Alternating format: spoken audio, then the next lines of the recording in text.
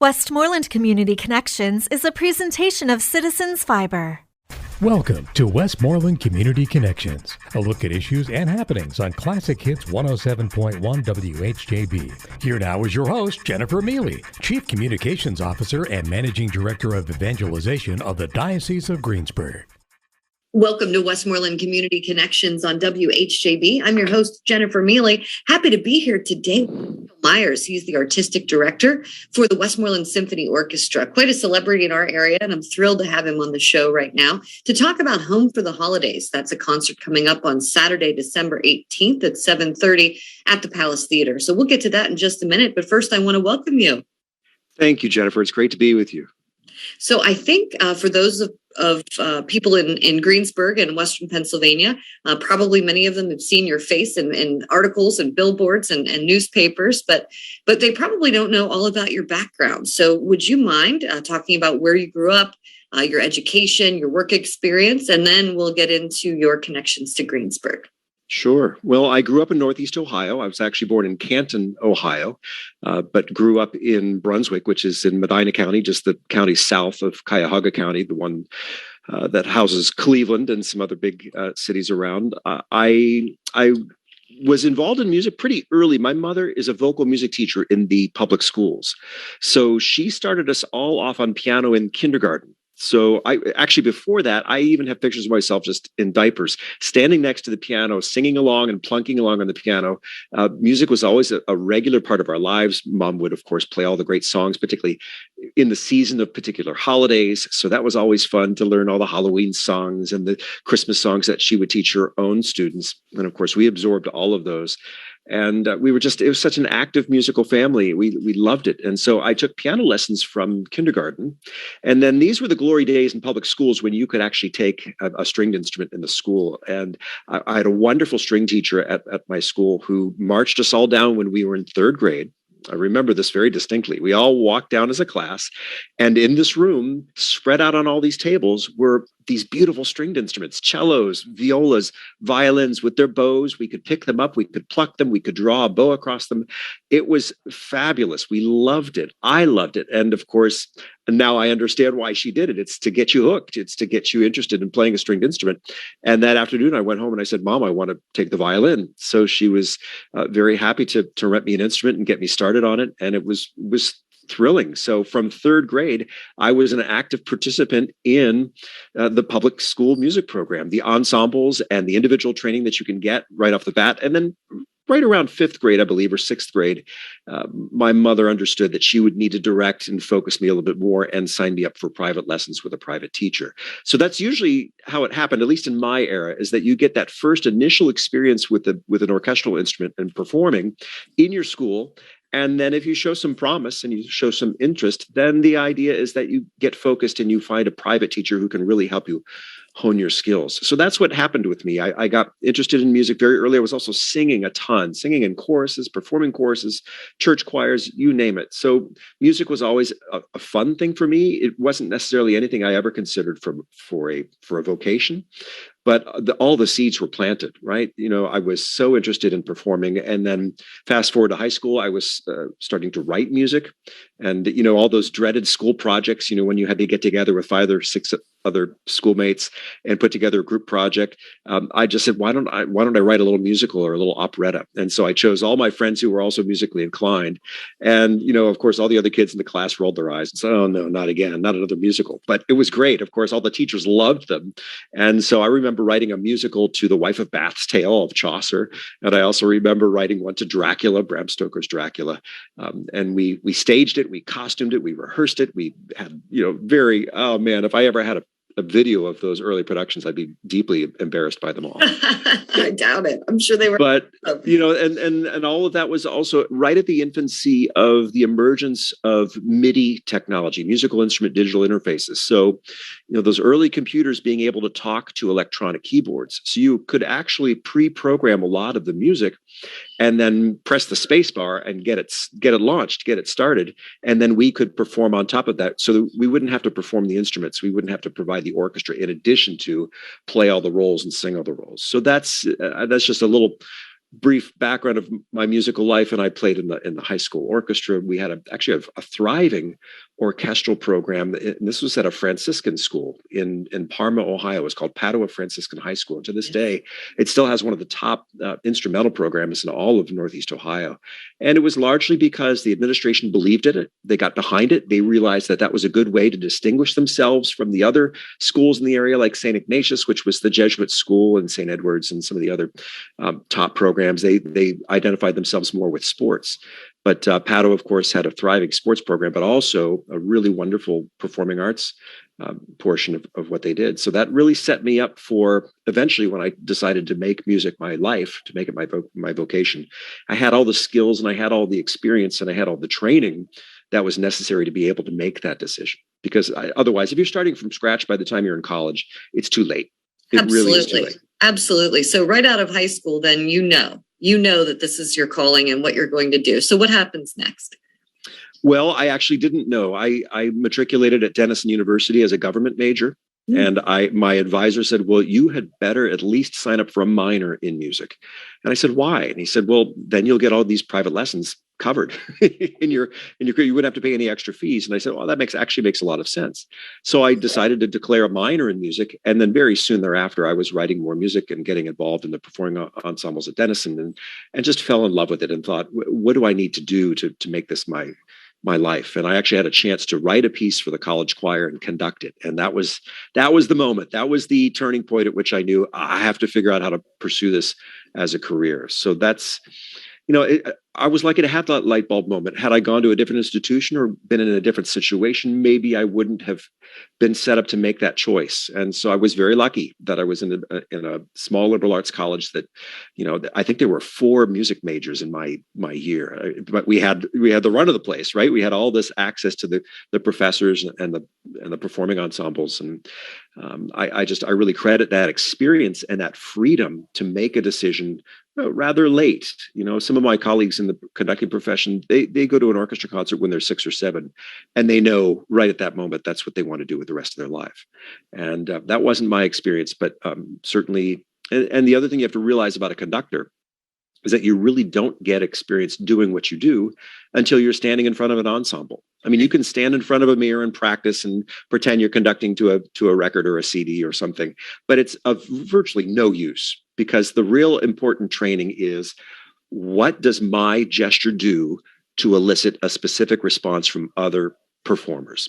And unless you have that experience and that fear, frankly, of, is what I'm doing going to make this work?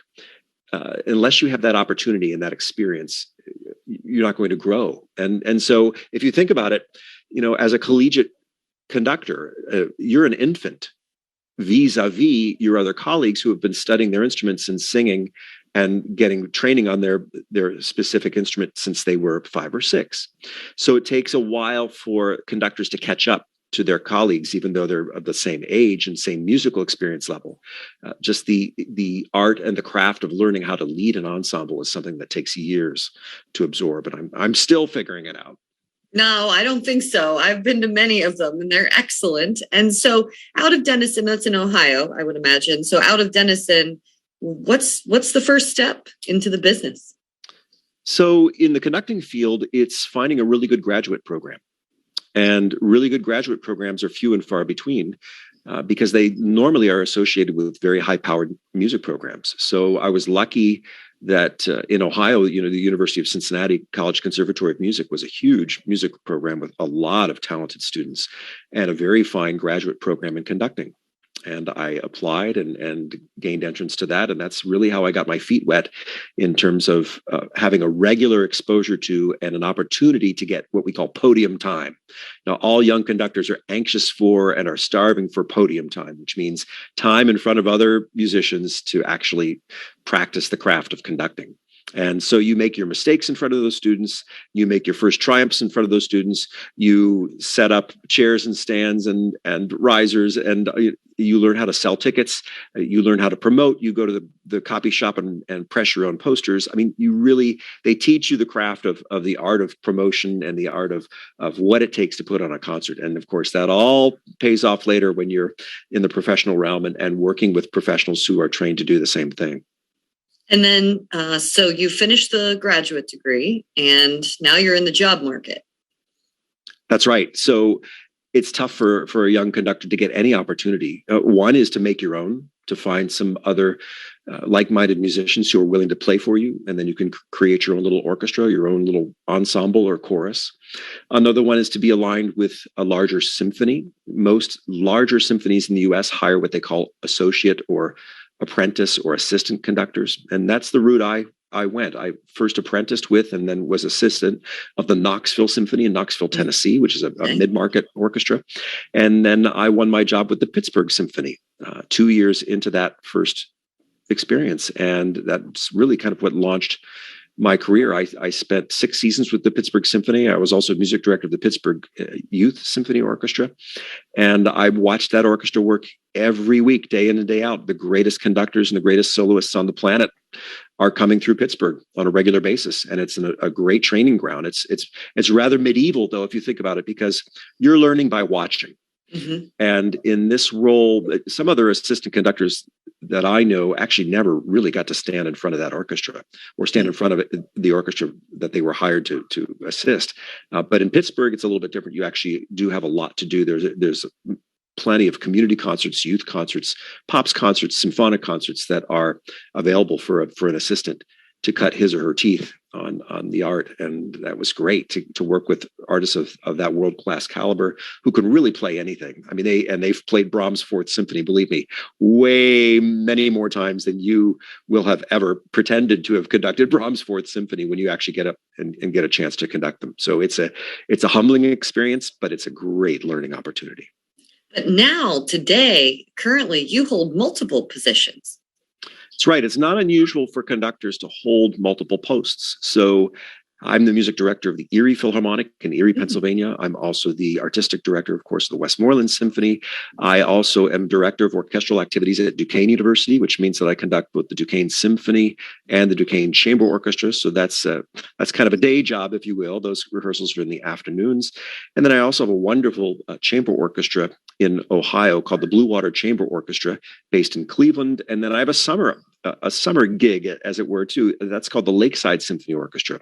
They meet for 3 weeks in the summer and mount 3 weeks worth of orchestral concerts in a wonderful setting right there on the shores of Lake Erie in this beautiful historic space. And those musicians come from all over the United States to play. And so it's a busy life. It's a wonderful life. It's a varied life, but I'm learning more and more as I get into this that I need to double up on repertoire. So if there's a piece that I can do in more than one orchestra in one season, it makes a lot of sense, because otherwise you're going crazy trying to stay on top of the barrage of music that's coming across the stage. Oh my goodness, you are so busy. And I thought of you last year where I got a magazine from the Diocese of Erie in the mail, and there you were on the cover. It was all you, the entire cover. And I thought that was great. And then I think I clicked on an ad for the Westmoreland Symphony, and there you were again. And I thought, wow, he's everywhere. He's really out there. And I look forward to talking to you more after the break. But before we go to break, I know we have Endicott Reindl is on today. He's the executive director of the Westmoreland Symphony Orchestra. And I before we go to break, was hoping that you could plug and give some details to the audience about Home for the Holidays, Andy. Jen, we are always happy when we have a working mic, but we're happy to welcome anyone home for the holidays, which is coming up on December the 18th at 7:30 at the Palace Theater, downtown Greensburg. Tickets, of course, are always available at our website at www.westmorelandsymphony.org. Wonderful. You're listening to Westmoreland Community Connections on WHJB. I'm talking to the leadership team of the Westmoreland Symphony Orchestra. Stay with us. We'll be right back. This is Westmoreland Community Connections on Classic Hits 107.1 WHJB. If you have a suggestion for a topic, or if your nonprofit organization would like to be featured on this program, call us during regular business hours at 724-216-1200. Westmoreland Community Connections is a presentation of Citizens Fiber. Welcome back to Westmoreland Community Connections on WHJB. I'm your host, Jennifer Mealy, talking today to Daniel Myers, the artistic director for the Westmoreland Symphony Orchestra, and the executive director, Endicott Reindoll. Thank you both for being on today. Daniel has such an amazing history. It's so fun to listen to all of his experiences, and you think about that parental influence and where it all started, and now how you bring joy to so many people. I'm sure a lot of people are interested to hear more about Home for the Holidays. I'm going to ask Andy to once again go ahead and plug that for people who might be interested in attending.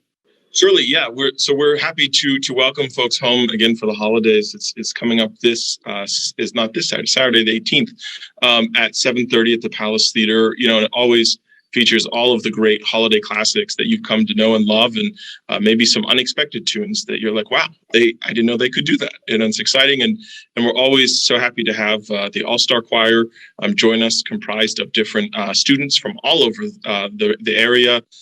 This year under the direction of David Emanuelson from Hempfield Area High School, and just a fantastic concert. And it's really the one concert you can say, I've kicked off my holidays the right way.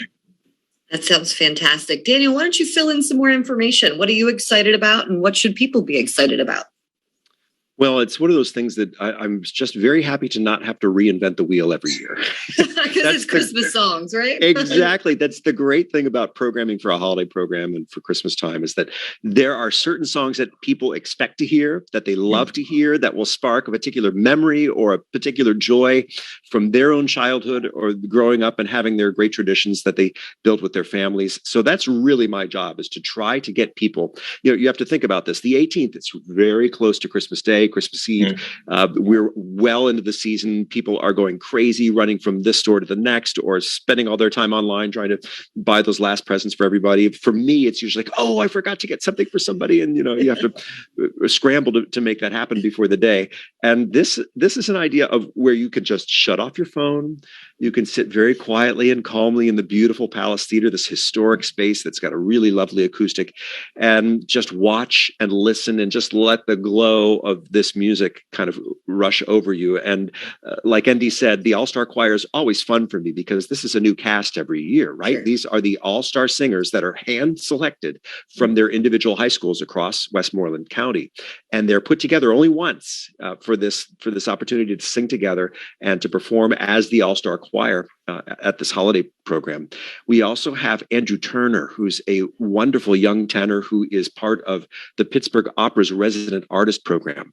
I don't know if everybody knows, but the Pittsburgh Opera fields a resident artist program of really the finest young artists, opera singers, who are right on their way to developing their professional careers. So in many cases, they've just graduated from a really fine conservatory, and they're looking for that opportunity to get the training and the next step that they need to launch into the world of a performing opera star. And that's precisely where Andrew is. He has a brilliant voice, a beautiful stage presence. And both Andy and I thought, oh, we have to see if we can get Andrew for this concert, because he would be perfect for it. So he's going to be singing some music from Messiah. He'll also be singing some standard Christmas classics. It's really a variety show, as Andy intimated. We want to keep it as beautiful, but as varied as we can. But of course, also have those elements that everybody expects every year, whether it's a sing along or it's the whip crack from Anderson's Sleigh Ride. There are just certain elements to this concert that we love, and we love to incorporate every year.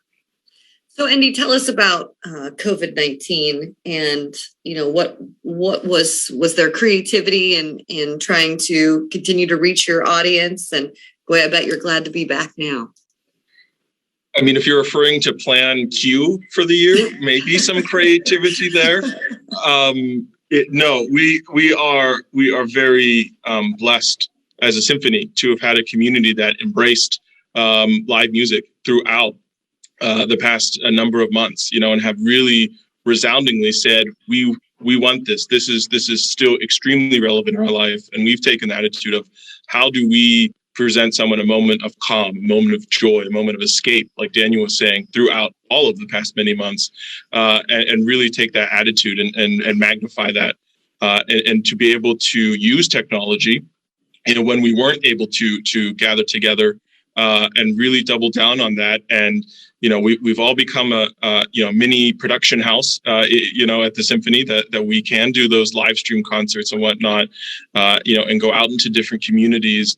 And because of those strategic investments, we were able to reach upwards of 200,000 area households last year because of that technology, because of just that the willingness, to reinvent and to rethink and to move forward.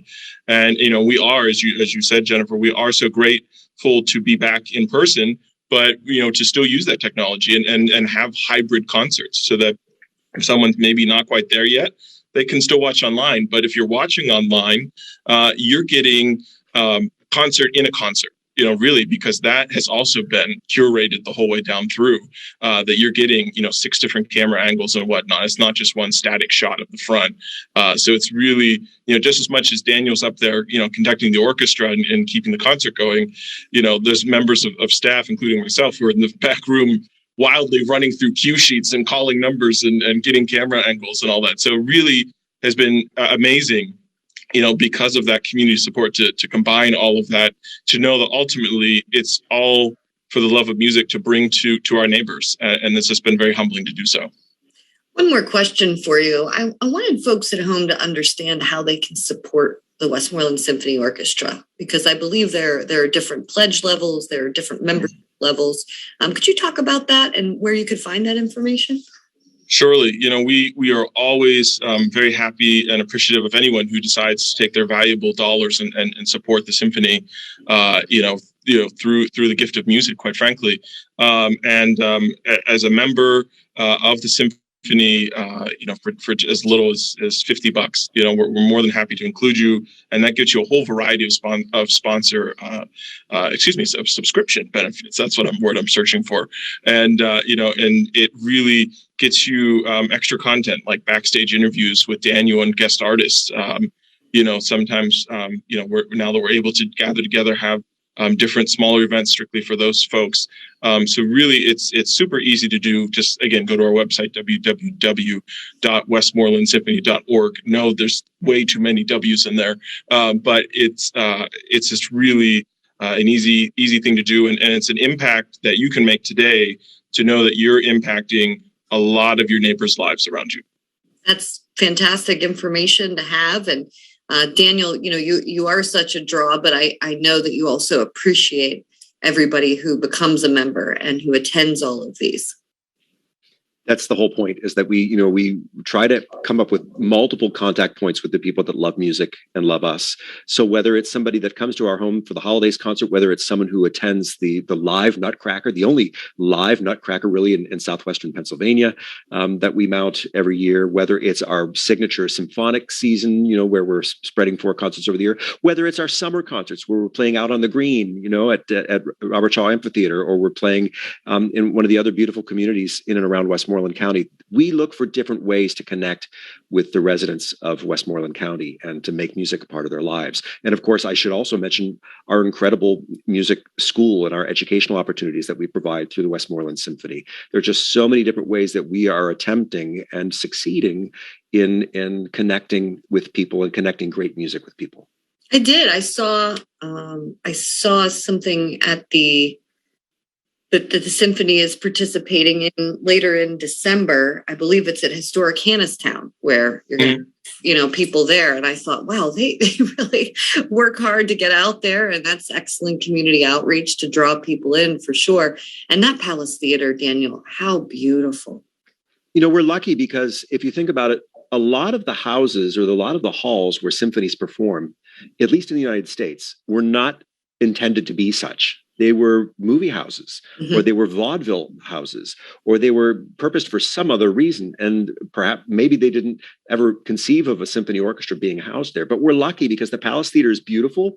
The acoustics are great. The stage setup actually works quite well for us for a mid to mid smallish orchestra. So we're thrilled. Sometimes when we mount a huge choral piece, we have to build out into the house a little bit. We actually enlarge the size of the stage, but that just adds to the excitement of the opportunity. And you know that you're getting to see the Verdi Requiem or some major like Carmina Burana for the first time in the Palace Theater, and that it's special. And we're grateful because it's such a gem. We could have lost this performing space, but some very smart and some very forward-thinking residents of the county decided to step in and help rescue the palace. And now we're all the richer for it because we have this acoustical gem, this architectural gem, and really a beautifully historical space in which to perform. So does that mean Greensburg's your favorite? I think that's what you're getting at. I think. I think, look, Every new musician that joins the orchestra and plays with us always comments on the acoustics. Even the guest soloists that I bring in from all over the U.S., they say, you know what, this is really a beautiful space. You guys are so lucky to have this. And it just reminds me, yes, we have a gem here in Greensburg, and it's something to really take care of. Oh, that was such a good politically correct answer. I loved it. I loved it. And I'll be running for mayor next year. That's fantastic. So, Andy, one more time, why don't you go over the details for people who are just joining us on Westmoreland Community Connections here on WHJB. Westmoreland Symphony Orchestra has a nice program coming up on December 18th. Yes, we're very lucky to have Home for the Holidays again this December 18th. 7:30 at the Palace Theater. All of your favorites that you remember from growing up, in this concert.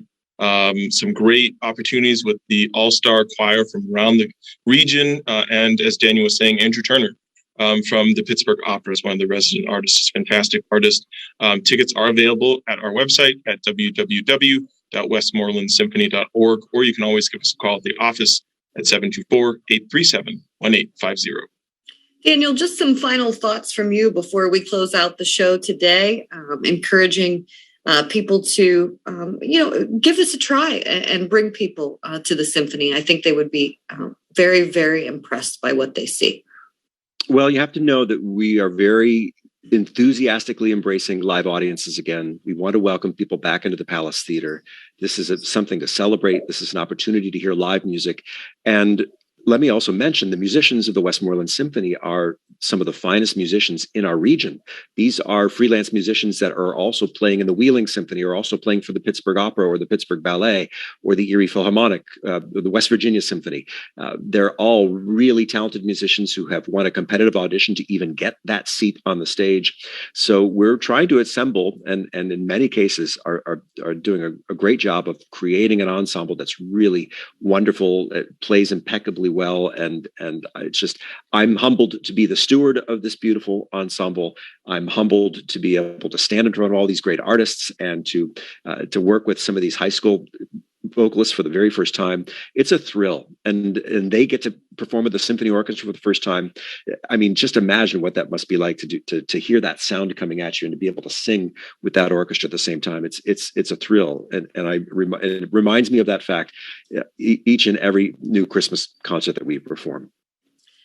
It was such a joy to talk to you. I am so thankful that both of you agreed to jump on today and talk to our audience. And, again, I think they heard that Greensburg was your favorite. So we're just going to go with that. Daniel Myers and Endicott Reindel, the executive director of the Westmoreland Symphony, along with the artistic director, the conductor. You see them everywhere. They're out in the community. Please consider visiting the website and learning more about Home for the Holidays on Saturday, December 18th. Thanks for listening to Westmoreland Community Connections on WHJB. I'm your host, Jennifer Mealy. This has been Westmoreland Community Connections, a look at issues and happenings in and around Westmoreland County. Join us again next week on Classic Hits 107.1 WHJB. Westmoreland Community Connections is a presentation of Citizens Fiber.